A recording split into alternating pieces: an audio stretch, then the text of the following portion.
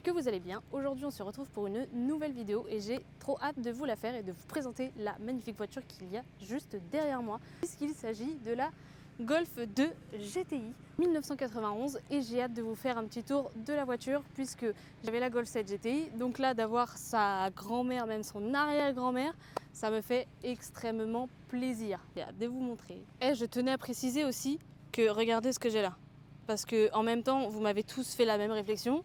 Le micro, non. Là j'ai un vrai micro, ok? Donc là si vous m'entendez pas c'est que vous avez un problème de téléphone, ok? Voilà, maintenant on peut y aller. Le Golf 2 GTI m'a été, encore une fois, très gentiment prêté par Benjamin de Axial Auto Plaisir. Donc merci à toi Benj, encore une fois, de me prêter une de tes voitures.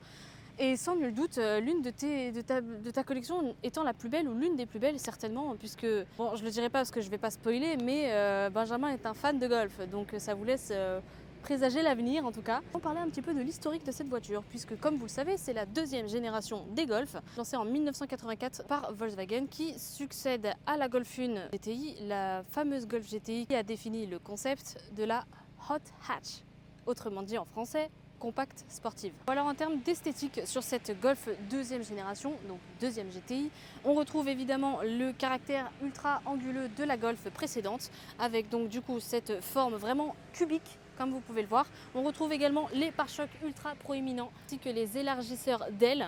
Ils sont vraiment super beaux et le plastique est d'une qualité exceptionnelle. Également avec le bas de caisse ici, on retrouve le logo GTI un petit peu partout sur la carrosserie. On va faire le tour ensemble de toute manière, ne vous inquiétez pas.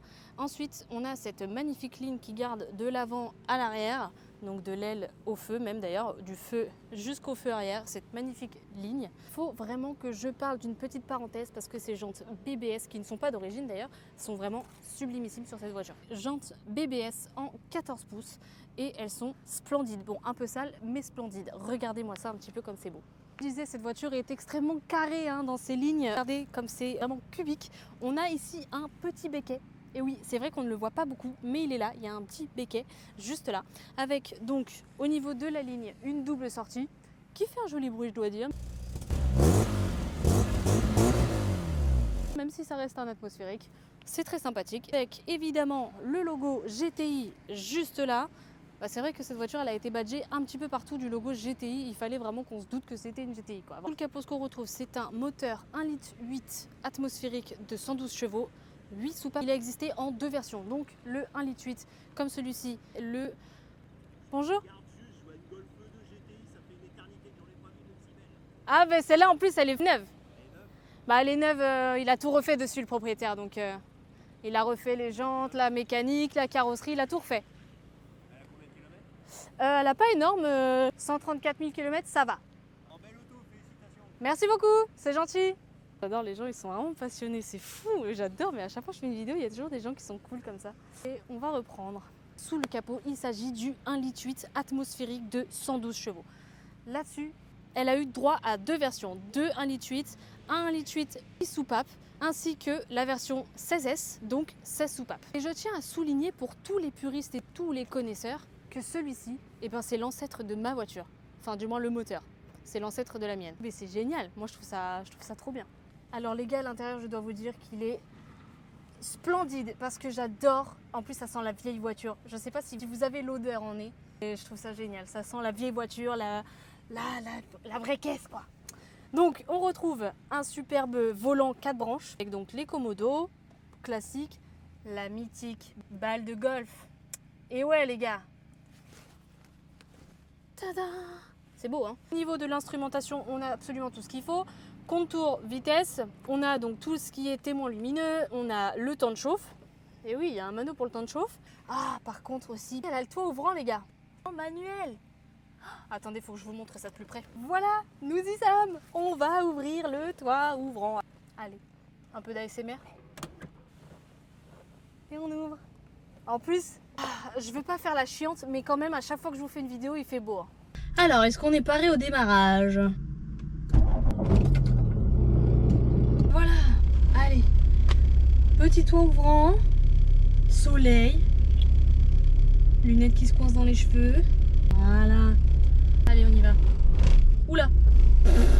Ah oui, putain, ça commence déjà à partir en cahuète. N'empêche que Elle est trop cool comme voiture. Ouais, par contre, l'accélérateur à câble, c'est quelque chose aussi.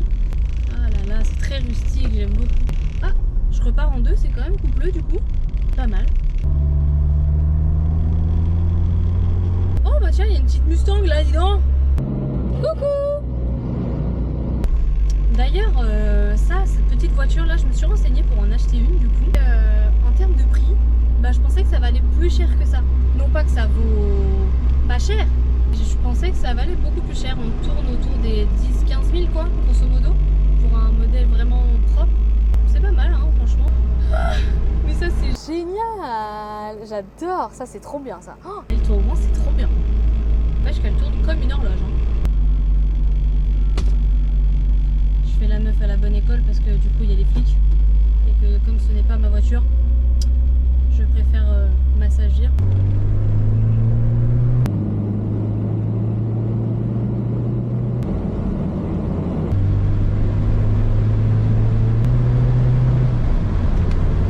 Je suis super contente de vous faire cette petite vidéo parce que c'est dans la continuité des Golf le faire et super contente. Parce que des Golf 2 en très bon état comme celle-ci, on n'en voit pas. Putain, niveau suspension, c'est pas mal, hein. Pas rigide, mais c'est pas souple non plus, quoi.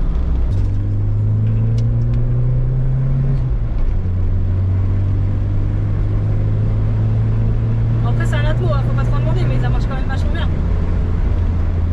Je suis pas une grande pistarde, mais elle a vraiment pas trop dégueu, quoi. Eh, c'est vachement réactif. Là sur circuit avec un petit peu de renfort à droite à gauche, ça doit être vraiment cool. Trop cool à conduire cette caisse là. Oh là. J'allais dire waouh, ça marche plus déjà.